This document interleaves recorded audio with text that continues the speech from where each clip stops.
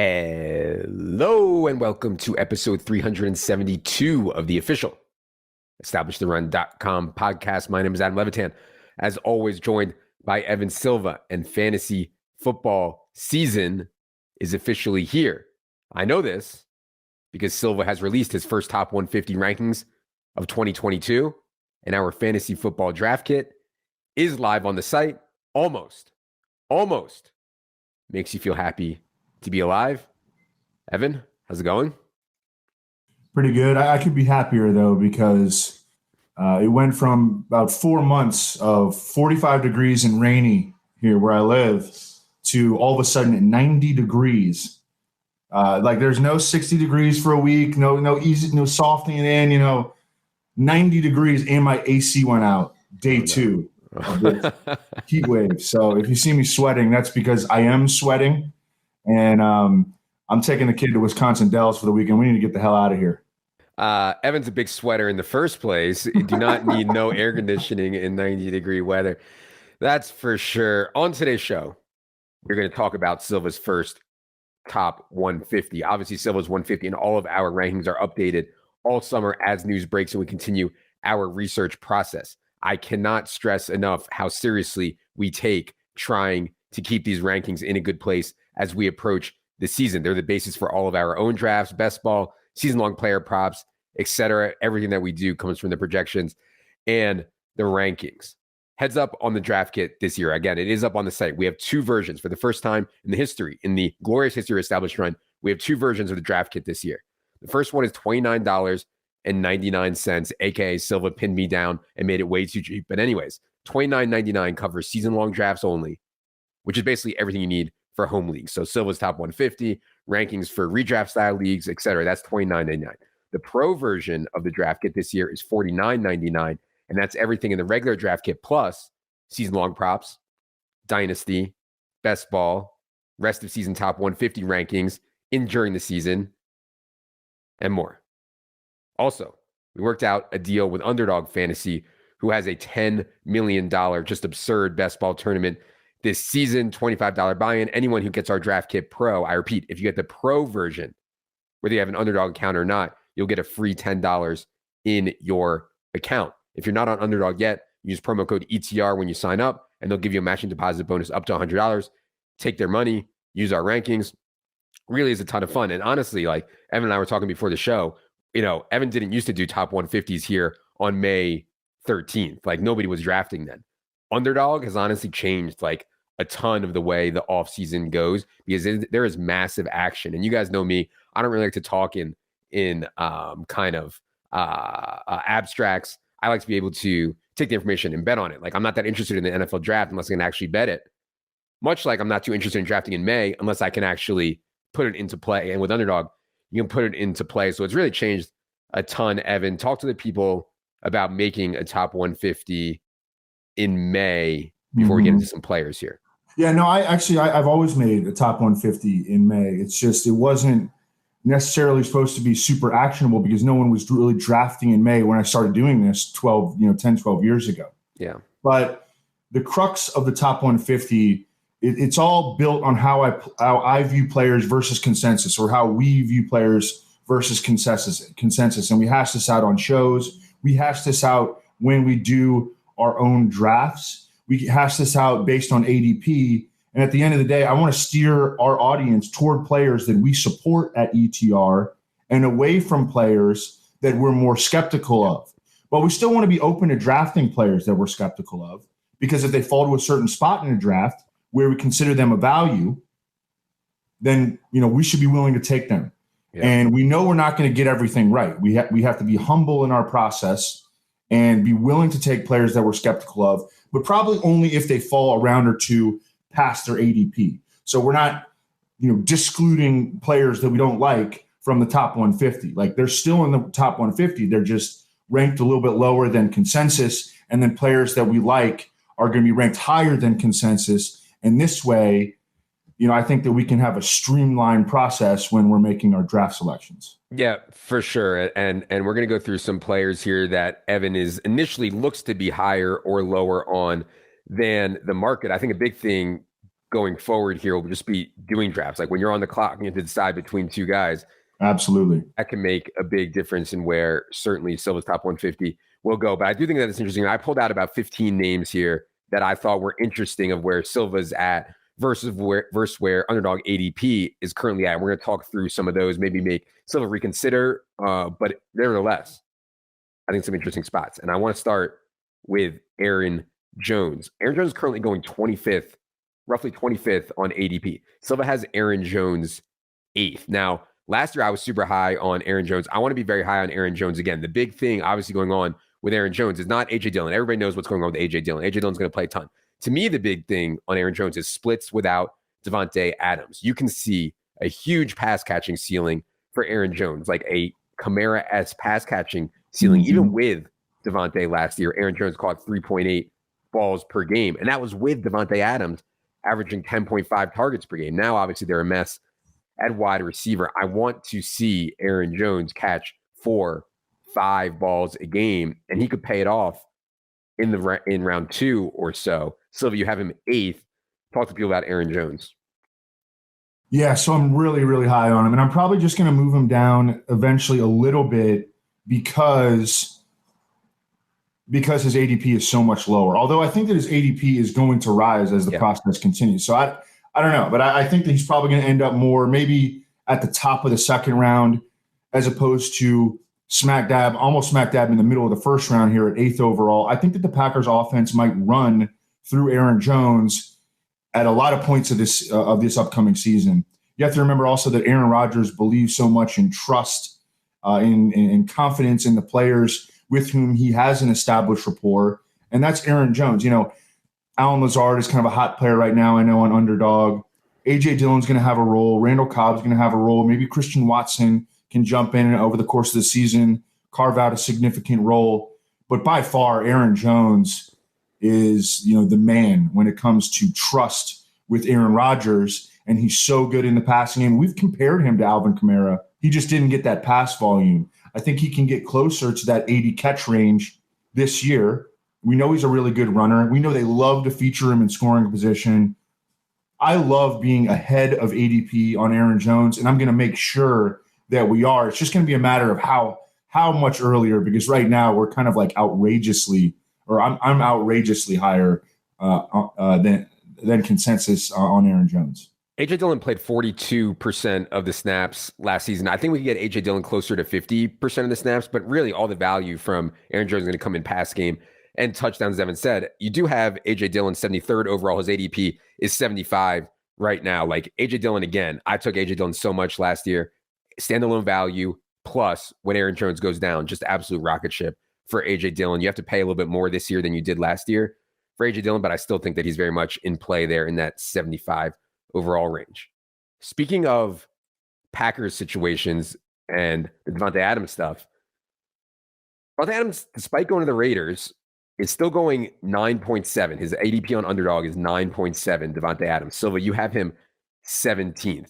I think I know what you're going to say here. And my take is that can you define the chemistry, the trust that Aaron Rodgers had with Davante Adams and extrapolate that to Derek Carr? I think that's dangerous. And they have Waller, they have Renfro, they have more target competition. So I like being lower than consensus on Davante Adams. You're significantly lower than consensus on Davante Adams. Go ahead on that. Yeah, I mean, you can sort of tie this into where I am on, Renfro and Waller, because I'm ahead of consensus on Waller, ahead of consensus on Renfro, below consensus on Davante Adams. Look, I know that Davante Adams and Derek Carr played at Fresno State, and that's really, really nice. But that was a decade ago. I think that Davante Adams is going to jump right in and play really well. But I think that that's going to be like second round in fantasy well and not top 10 in fantasy well. And right now, you got to take him in the top 10 to get him on underdog. I'll take the discounts that we're getting on Hunter Renfro. I think he's a really good player. I know he's kind of been the butt of jokes at times. He's like bald. He looks like Osimo, and all this. He looks like Caruso on the Bulls, and he came out, he was kind of old. But, man, he's a really good route runner. He has, a ton of trust with Derek Carr. And I don't think he's going to fade away in the offense. Darren Waller has a ton of talent, and I don't think he's going to fade away in the offense. And I think that Davante Adams is going to have a good season, but just a second-round caliber fantasy season. And so I actually kind of like where I'm at on all three of these guys. I might move Darren Waller down a little bit. So I totally agree on Davante Adams. And when I say chemistry, I don't just mean like, obviously Aaron Rodgers trusted Davante Adams a ton. I think Carr trusts Davante Adams a ton. Quality of quarterback play, efficiency of targets, when you go from Aaron Rodgers to Derek Carr, I think it's something. I think I'm lower than Evan on Hunter Renfrow. I get all the bull case for Hunter Renfrow. I mean, his 8-out was 6.7 yards last year. That was 88th among 94 qualifying wide receivers. You need a lot of volume. That's where Derek Carr likes to throw the ball, though. And I mean, you need a ton of volume. When you have an 8-out that low, you need a ton of volume to pay it off. I just think with Davante Adams, there maybe the volume won't be what people think on Hunter Renfrow, and that could be a problem. But yeah, I mean, that is certainly where Derek Carr likes to throw the ball for sure. Go to CeeDee Lamb. So CeeDee Lamb on Underdog, ADP around 14th overall. Silva, you have him 22nd. I think people are excited about CeeDee Lamb with Amari Cooper gone. Michael Gallup is coming off the ACL tear. I mean, you can see this team with the offensive line and the way the run game is now, with Zeke kind of falling off a cliff, that they're not as dedicated to the run. You can make a real bull case for CeeDee Lamb. He had some really good spots last year, really good spots, and underperformed. And so that gives me some pause. What do you think about CeeDee Lamb? You are about 8 spots below right now on him. Yeah, I think at the end of the day, we're probably just going to end up being around even with regard to consensus on CeeDee Lamb. That's going to be my goal, because he was somewhat disappointing last year. I like him better in the slot, and I want to see like some reports that we're going to see him play a ton in the slot, because I think that he doesn't win as consistently on the perimeter. Mm-hmm. And they wound up playing him on the perimeter more than I think we anticipated last year. So he's kind of like a moving part right now. But I think my goal eventually, and I'm going to tweak the heck out of this thing, as the people that have been following the update log for the last couple of years know, I'm going to tweak the heck out of this thing. Throughout draft season, I think we're just going to end up being even with ADP on CeeDee Lamb. Yeah. For those that don't know what Evan's referring to, part of the draft kit is a running change log of every time Evan makes a change in the top 150. He kind of does a little 1, 2, 3 line explanation on why he made the change and who got moved. And so that'll be up in the draft kit in the coming weeks here. And yeah, CeeDee Lamb, God, I mean, you can project a massive, massive, massive amount of targets for CeeDee Lamb, particularly if Michael Gallup's ACL tear rehab doesn't go as expected, where he's ready for week 1. I know. I'm interrupting the video. Wah. But if you're enjoying this video and want to see more fantasy football and DFS content like it, please just take 2 seconds, hit the subscribe button, hit the thumbs up button. Really does go a long way for us, and we'd appreciate it. Thank you for watching. And now back to the show. Next one really shocks me, man. Underdog, it's very wide receiver heavy. Like, people like to draft wide receiver heavy teams on Underdog because of the format and other reasons that Leone and Herzig and all the best ball versions have gotten into. So I was shocked that Terry McLaurin's ADP was 50.5. I mean, just like close your eyes and bet on talent, I would think that Terry McLaurin is like a 3rd round pick. At worst, a late 3rd, early 4th round pick. Silva, you have him 24th overall right now. Obviously, he's getting the quarterback change to Carson Wentz. What do you think about how McLaurin fits with Wentz, and anything else on McLaurin and the Washington football team, aka the Commanders? Yeah, this one kind of shocked me too, because I'm no fan of Carson Wentz, as a real life quarterback, but I think that he can definitely feed the ball to a big time receiver like Terry McLaurin. Mm-hmm. And Terry McLaurin can win with separation. He can win contested. He's a really, really good player. And I think that Carson Wentz, although again, not a big fan of him as a real-life quarterback, big upgrade on – I want to say a significant upgrade, a meaningful upgrade on Taylor Heineke. Yeah. Jahan Dotson, and I feel like I've been higher than consensus on him when we're doing this rookie draft stuff. And, these guys who are, running the ADP over there, pushing the ADP over Zed and all these guys, they're in the I don't want to get into it. We'll get into it, but Leone and all these guys pushing the ADP around on Underdog, they don't like Jahan Dotson. So What's the effect there? Is that the effect that people are worried about the 16th overall pick? I tend to think not, because those guys tend to not like Jahan Dotson, because from a metric standpoint, he doesn't check all the boxes that they're looking for. So there's some confusion here as to why Terry McLaurin is so low. Yeah. I'm with you. I think he should be at least a locked third-round pick. I have him number 24. Technically, that means that he would be a fringe second, third rounder, and I feel pretty good about that. I don't know. Maybe I'll move him down a little bit just because his ADP is so low, but I like being ahead on Terry McLaurin. He's a baller. I think people still like Curtis Samuel. They're not ready to kill off Curtis Samuel yet. And I think that people like Jahan Dotson. I mean, Jahan Dotson. I don't know if Ron Rivera likes Curtis Samuel. Yeah, well, that's fair. I mean, he brought him to Washington after the Carolina days. I think, can't trust him after last year, I think is fair. ADP on Jahan Dotson right now is 145 overall. Evan has him 120th overall on Jahan Dotson. So, yeah, I mean, certainly what you think about Logan Thomas, Curtis Samuel, and Jahan Dotson is going to play the McLaurin thing. To me, Terry McLaurin is just like, close your eyes, bet on talent. Very, very good player. Would love to have him late third, early fourth at the absolute worst. And it sounds like you can get him there right now. Miles Sanders. This might be the biggest discrepancy that we had here. Miles Sanders is going 86th overall on Underdog. Evan, you have him 41st. They didn't really do anything different. The Eagles did at running back. They still have Kenny Gainwell. They still have Boston Scott. Jordan Howard is a free agent still, I believe, so they could bring him back in theory. I mean, last year was a disaster for Miles Sanders from so many perspectives. The biggest one is that when they got into the red zone, only 10 carries from inside the 10 for Miles Sanders last year. Jordan Howard had 14, Boston Scott had 16, and Jalen Hurts had 22. If that's going to be the case, man, it's hard to score touchdowns. And at the running back position, it's hard to have big fantasy years without scoring touchdowns. Obviously, Miles Sanders isn't going to score 0 again, but man, that's kind of scary to me. Go ahead on you being much higher than market on Miles Sanders right now. Well, they have a badass offensive line that got better in the offseason. They got better offensively in the offseason by going and getting A.J. Brown. Devontae Smith is entering year 2. I think Miles Sanders is the locked-in lead back in an offense where the arrow is like screaming upward. And he had bad touchdown luck last year. He didn't get the opportunities inside the scoring position, as many as he probably should have. I think he's going to get a bunch more this year. I mean, I think that's a pretty good bet with no Jordan Howard there.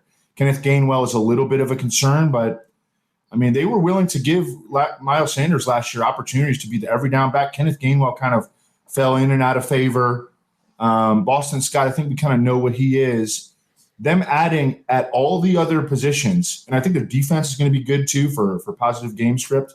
I mean, I think the Eagles might be pretty good this year, and being in that situation, I think that he's a screaming buy. I know that Leone is big on being above consensus on Miles Sanders. This is where I have 40 spots ahead of consensus. This might not last just because, I mean, we have to be, we have to bet with our brains here, but we're going to be above consensus on him. I can guarantee you that. Yeah, 86 ADP is ridiculous on Miles Sanders. I think my concern is when I draft running backs, I am looking for touchdowns and catches. And last year, Miles Sanders lost a ton of red zone work, and he barely was targeted in the pass game. I think something like 2.8 targets per game last year for Miles Sanders. Those are concerns. But yeah, I mean, 6th, 7th round on Miles Sanders is really, really late for a guy of his talent in this offense for sure. Speaking of talent, Brandin Cooks, man, small guy on the Texans with shaky quarterback play. I was probably too low on him last year.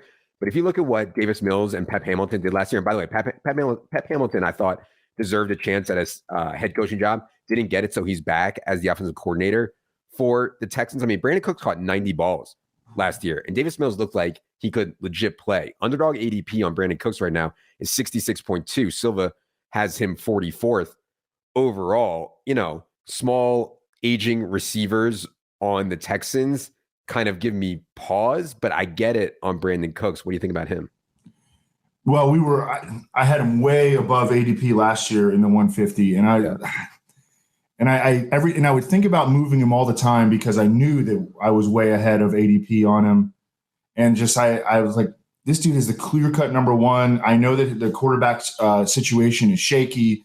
I was worried about, almost the entirety of the organization last year, but I just wound up really never moving him very much because he had such a great path to volume and like big play potential. We know that he can make big plays. And so it's the same thing. I'm sticking with it. I'm going right back to the well here because he had an awesome year and he was such a steal. And I mean, I think he can still play. What is he, 28? And I think the arrow is moving up on Davis Mills as well. I mean, I think Davis Mills has got a shot to be a competent NFL quarterback. And the most that they added besides him was John Mechie, and he's coming off a torn ACL, and he's a 5'11", 187-pound possession receiver. So, and he might not be ready for the start of the season. So I'm going right back to it with Brandin Cooks. Yeah, Brandin Cooks is 28. He'll be 29 in September, actually, the 25th day after my birthday. But yeah, he's certainly not old, but, he's starting to get there. And yeah, it's hard to poke holes in Brandin Cooks for sure. This one's controversial, man. I'm having trouble with the Miami pass catching stuff. Jaylen Waddle's underdog ADP is 32.7. Silva has him 49th. There's just so many moving parts here. They've added so much. Tyreek Hill and Cedric Wilson. Chase Edmonds, I think, is a very good pass catcher out of the backfield. They added him as well. You have a lot of questions swirling around Tua. Jaylen Waddle's ADOT was so low last year. He was just getting an incredible amount of volume. So I don't really have a strong take here on Jaylen Waddle. I want to bet on talent with Jaylen Waddle, but man, they have a lot of pieces now for Tua to support. What do you think about what's going on in Miami? When I initially set up the top 150, I thought that I would be ahead of consensus on Jaylen Waddle, having him as a top 50 player, because I think he's really good. He was the 6th pick in the draft. He, I think for the most part, had a pretty promising rookie season, coming off a pretty serious injury his final year in college, that ankle injury. I thought that as the season progressed, he looked faster watching him play. And I think that a lot of offense is just going to run through him and Tyreek. Like, it's going to be those guys up top and then everybody else. I know there's a ton of guys there. Chase Edmonds, they franchise tag Gesicki. But I think it's going to be Tyreek Hill and Jaylen Waddle up top in terms of the target distribution, with Tyreek Hill holding a lead, but then Jaylen Waddle, surprisingly close potentially, because it's a run after catch offense. And I think that he fits right into that. He was another dynamic playmaker in the return game in college. And I mean, he can make plays after the catch at an elite level. So I thought that I would be ahead of consensus, but no, the community, I guess the underdog community is even higher than me. So that was a surprise to me. Yeah. I mean, Jaylen Waddle caught 104 balls as a stone cold rookie. Like, that's hard to do, man. Obviously, the dude can really, really, really play and get open and command targets. But not only do you have Tyreek Hill, Cedric Wilson, Gesicki back, Chase Edmonds, you also have a scheme change. And I think Jaylen Waddle fits the scheme that Mike McDaniel wants to run, but that doesn't mean that it's going to be a smooth transition. So I think there's risk at the 32.7. Agree with Silva on being under there. Speaking of Miami stuff, Silva is way ahead on Chase Edmonds. And I sent a tweet earlier this week with all of the Dolphins running backs and their salaries. I mean, Chase Edmonds, 2 years, $12.1 million is a solid deal for running back. The rest of the guys they have don't really have much money to them. Raheem Mostert, 1 year, 2.1. Gaskins on a 7th-year rookie contract. I don't even know if Sony Michel is a lock to make the team. Ahmed obviously is not a lock to make the team either. I think it's going to be Chase Edmonds, but they do have a lot of guys to work through, and you're going to see this Mike McDaniel, Kyle Shanahan type running back stuff. So you're way higher than consensus on Chase Edmonds, though. And what do you think about this backfield right now? Yeah, I don't know if we'll necessarily see the Kyle Shanahan, Mike Shanahan running back rotation. I do think that they'll use multiple guys, but I think that Chase Edmonds should be the clear lead back. He catches passes. These other guys are scrubs. I mean, I know that we have, Raheem Mostert has had success at times in the past. Myles Gaskin has had success at times in the past. Salvon Ahmed has earned NFL playing time as an undrafted player. Sony Michel, has gone won 2 Super Bowls, but these guys are replacement level or worse. And I think that they think much more highly of Chase Edmonds. I think that he should be, a 14 to 17 touch per game player. And again, he's really good in the receiving game. And so that's why I like him as an RB2 this year. He's probably going to end up as a dead zone running back, though, isn't he? Probably, but his pass catching profile might make him an exception. I do think we've been talking this year, and we'll do some more content on this for sure. But from talking to Jack and Leone initially, I think there's going to be more options we like in the running back dead zone than normal this year. But that's a podcast topic for another day. Yep. This Kenneth Walker thing, man, the Dynasty people, and I'm not like super deep in the Dynasty community, but they are furious over our Kenneth Walker ranking in Dynasty. I think, part of this comes down to there are two Dynasty communities, though. Okay, what are the two Dynasty communities? Well, one of the Dynasty communities is like the circle that, Leone runs in. Uh-huh. And then one is like the Boomer Dynasty community. Yeah. You know what I mean? Sure. So they're clashing, and Kenneth Walker is just in the middle of it. Go ahead. I didn't mean to. Go ahead. No, that's a good point for sure, because a lot of these like more boomer type things are going to be more running back heavy, and you build your team through running back. I think it's absolutely insane to build a dynasty team through running back, given career arcs, given replaceability, given how long careers last. But that's that's whatever. Redraft we're talking about here. We don't expect Chris Carson to be out there. I think that's fair to say. I mean, Chris Carson unfortunately has this neck issue. I'd be a little bit surprised if he's able to come back and have a big impact. They do still have Rashad Penny. And I think that Seattle is going to try to run the ball at like a league high rate. Like maybe the Ravens will try to run the ball more, but like the Seattle's going to try. Can you, though, actually run the ball at that rate? The other issue with Kenneth Walker is that he was not really a pass catcher in college. And maybe we think that changes in the NFL. But anyways, I mean, Kenneth Walker is going 89th on Underdog. Silva's first one had him 51st overall. I'd also note, Silva, that you're higher on Rashad Penny than the market by a pretty decent amount too here. Talk about the Seattle backfield. Well, I think to begin, and we have Tyler Lockett on here too, Leone and I have already talked about this, that I think I came out too hot on the Seahawks offense in general. It's not because I like the Seahawks offense in general. It's because I kind of like some of these individual players. Yep. I mean, agreed. They have good, you know what I mean? Like, yeah, they have good skill players. It's right. it's Pete Carroll and Drew Lock. That's the problem. I know. So I think that there's going to be like a kind of a sweeping move where each guy drops 10 spots initially. When I do my first edit, but who's to say that Rashad Penny doesn't beat out Kenneth Walker? Was anybody? I mean, Rashad Penny won us a lot of money last year because he was averaging like 7 yards per carry in the back half of the season. Is Pete Carroll stuck on draft capital to determine who's going to get the playing time? No, I would say to a less extent than almost any coach in the NFL. Like, he's going to let it be an actual competition. Yeah. There's a very real possibility that they just use both guys and, mix in DJ Dallas or Travis Homer or whomever, in the passing situations. I need to move Kenneth Walker down. Like that's very clear. That I guess that there was a boomer brain fart there on my part because I largely subscribe. I agree with Leone on Kenneth Walker from a dynasty perspective, but I do still have these boomer mess ups every once in a while. And I think that's what happened here. But I do like being ahead of consensus on Rashad Penny because I think that too many people are writing him off after how well he played in the second half of last year. I know he's dealt with a ton of injuries in the NFL. So many of them have been bad luck.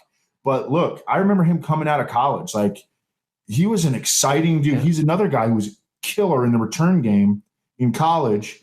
We see him last year. I mean, he was one of the best running backs in the league in the second half of the season. And I don't think that just vanishes just because the Seahawks drafted Kenneth Walker. Yeah. I mean, Rashad Penny, former first-round pick too. And to Silva's point about Pete Carroll not caring about draft capital or salary, I mean, you remember they signed Matt Flynn to some outrageously massive contract and didn't even play him because Russell Wilson beat him out in camp. The other Seahawks thing I want to talk to you about, it's, we've often had Metcalf and Lockett close in the rankings. We've often had Metcalf and Lockett close in projections for weekly for DFS. This is the first year there's been a huge gap. And let me pull up the gap here, actually. Lockett's ADP is currently 84.7. DK Metcalf's is 39.6. Silva, you also have DK Metcalf 29 spots ahead of Tyler Lockett. I mean, I get it. Lockett's older. Lockett's smaller. He's getting absolutely wrecked in the PSM by DK Metcalf. But historically, they've been much closer. So why the gap now between DK Metcalf and Tyler Lockett? Russ. I mean, it's all about Russ. You know, it's the level of chemistry that Russ and Lockett had. You speculated do the Bible narrative, right? Yes. And the virginity narrative and all that. It's losing Russ. I mean, look, I love Tyler Lockett, and it showed up here in me ranking him too high. But losing Russ is the call. Now it becomes a bet on the talent. And look, I'm not going to say that Tyler Lockett doesn't have great talent. He does, but for a quarterback like Drew Lock or Geno Smith, I think that DK Metcalf is largely can establish himself as the guy. And Tyler Lockett's another guy. He's aging at this point, so he's moving down. Also, remember I speculated last year that the reason DK Metcalf was not getting targets was because of the foursome fallout. Drew Lock strikes me as a guy who would be into foursomes, not rejecting foursomes, unlike Russ. So, Clyde Edwards-Helaire. So, the Chiefs stuff is always tricky because you want to be high on the Chiefs. Obviously, the offense has one of, if not the highest ceiling in the entire league. But guys like Nicole, guys like CEH have underperformed despite opportunity in this Chiefs offense before. And I think that's reflecting ADP. I still think this ADP is crazy low on CEH, 87th overall. Silva, you have him 52nd. They did add Ronald Jones. I think Jerick McKinnon is still a free agent. Not sure if they're going to bring him back. Derek Gore is in the mix, but still, I think Ronald Jones and Derek Gore would be like base stuff or maybe even just short yardage stuff, whereas CEH has a chance at least to be the more valuable, the featured guy. What do you think about CEH and how he fares now with, they got to start getting more out of him. Yeah, this was a tough one for me because I just kept looking at the Chiefs depth chart and I'm like, there's nothing here. There's nothing here. They haven't brought back McKinnon. They haven't even brought back Darrell Williams. Damian Williams is long gone. And it's just Ronald Jones. And we know that Ronald Jones, he has a level of talent as a rusher, but he's poor in like pretty much every other aspect of the game. I do think he's going to be involved. But, man, this depth chart is shaking out really nicely right now for Clyde Edwards-Helaire. We've been skeptical of Clyde Edwards-Helaire for the last couple of years because, look, man, he's a small guy who runs 4.6, and they have not, shockingly, really, been aggressively involving him in the passing game. Right. But I think that now might be the time to pivot back and be above consensus on Clyde Edwards-Helaire because of how little competition he has. And also, they've lost some receiving pieces. Could this be the year that Clyde Edwards-Helaire takes off as a pass catcher? I think his underdog ADP is way too low, like irresponsibly low. And I like where we have him. I have him, I think, 52? Yeah. Amari Cooper is now a Brown. Underdog ADP, 41st overall. Silva has him 59th. I think part of this is like how long do you think Deshaun Watson will be suspended for, if you think Deshaun Watson will be suspended at all. The backup, I think the backup is going to be Jacoby Brissett. I don't think Baker is coming back like under any circumstance. So I think the backup will be Jacoby Brissett, which is like, okay, Jacoby Brissett's like, I think a fine NFL backup. But yeah, I don't know.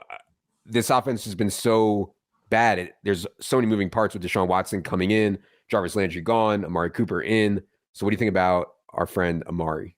Yeah, I've loved Amari over the years, and he did not have a very good season last year. I think the Browns got him on a steal, though.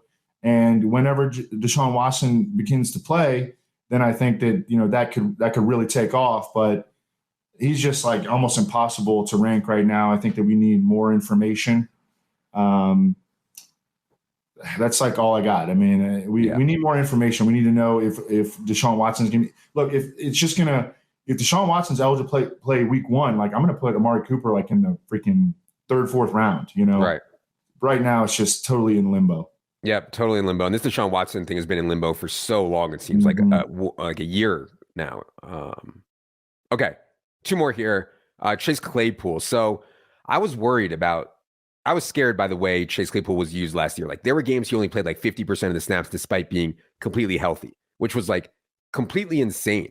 They also didn't show a huge impetus to use him in the slot. Now, will that change this year? There's a lot of speculation from beat writers that Claypool will play more in the slot, but after George Pickens, they drafted Calvin Austin. Chase Claypool didn't have a very good year at all last year and was like outright benched at times for total dust balls. ADP is around 107, which is very late for someone of Chase Claypool's talent caliber. Silva, you initial had him 69. What do you think about Claypool?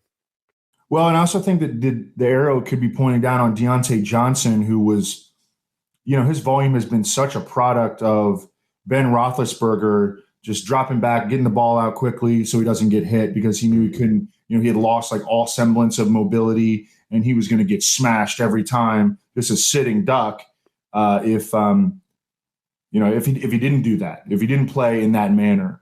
And so I think that the arrow could point down a little bit on Deontay Johnson. You have Juju Smith-Schuster gone. George Pickens, a second-round pick. I think that was a very good pick by the Steelers. I don't know exactly. We haven't seen George Pickens really do much. He played 12 college games over the last 2 seasons. And then Calvin Austin really doesn't scare me. I think that Chase Claypool has the talent to emerge as the clear number one for the Steelers. And therefore, I'm willing to take a shot on his upside in the top 70. Yeah.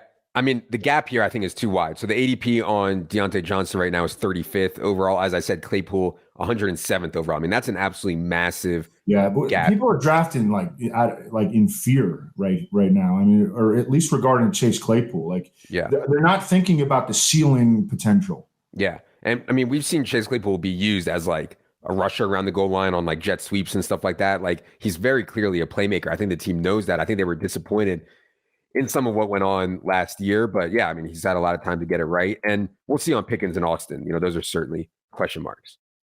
Last one is the Courtland Sutton thing. And before I talk about Courtland Sutton, I just wanted to mention we are obviously monitoring this Jerry Jeudy thing. We have not docked him at all in the projections or rankings because Jerry Jeudy, the cops said he did not place his hands on the mother of his daughter, did not damage any of her property. And so it seems to me like this is something that will blow over on Jerry Jeudy, but we're certainly monitoring it. Anyways, Courtland Sutton ADP is 54th overall. Silva, you have him 78th. By the way, Jerry Jeudy ADP is 45th. Silva, you have him 56th. I sent a tweet that Jerry, you can make a lot of excuses or rationalize a lot of what happened to Jerry Jeudy last year. I do want to be high on him. But anyways, what do you think about Jeudy versus Sutton? Anything else on these Broncos?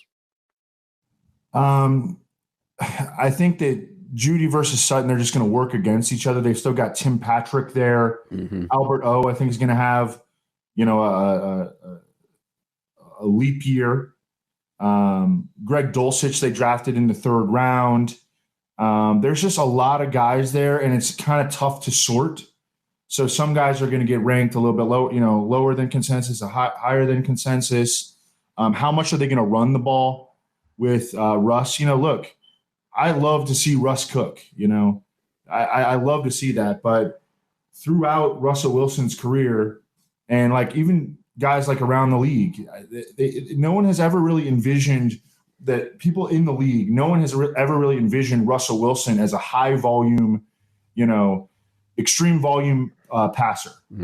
And so is that all of a sudden going to change in Denver? I think to some extent. I think that they'll be willing to be aggressive with Russell Wilson. They have so much talent in the passing game. They got a good pass protecting offensive line, and they should do that. They also have 2 pretty darn good backs. I mean, Javonte Williams is an absolute stud, and they brought back Melvin Gordon, who, hey, they got him back for cheap, but like he had a really good season last year, all things considered. So sorting out this offense is kind of difficult, and I wasn't willing to be as bullish on Courtland Sutton here. I don't think I'm really bullish on any of the Denver skill position players because it's kind of difficult to sort out right now. I mean, I don't know if, sometimes we all right, well, we need to take a stand on this guy. I don't know if we need to take a stand on any of these guys. I think they could all have good seasons and not great seasons. I mean, not only the guys you mentioned, but KJ Hamler is supposedly healthy. That's right. And back. And Greg Dulcich, by the way, is not a blocker at all. Like, he's a strict route runner at this point in his career from what I've read. And so, that could eat into some targets there as well. It's just, there's a lot of targets for Russ to support. And I think they're going to try to run the ball. Like you said, they have 2 really good backs. So yeah, it's a lot to support. I think that from a talent perspective, I prefer Jeudy to Sutton, and that's why I would have Judy ahead. But, there's going to be a lot of volatility here, I think, for sure. All right. That is going to do it for this first look at the premier Silva top 150 of the season. If you have not picked up the draft kit yet, head to the site to do so. Pick up your underdog credit as well if you get the draft kit pro. 4, 7, 4. Producer Luke, I am Adam. Good luck, everybody.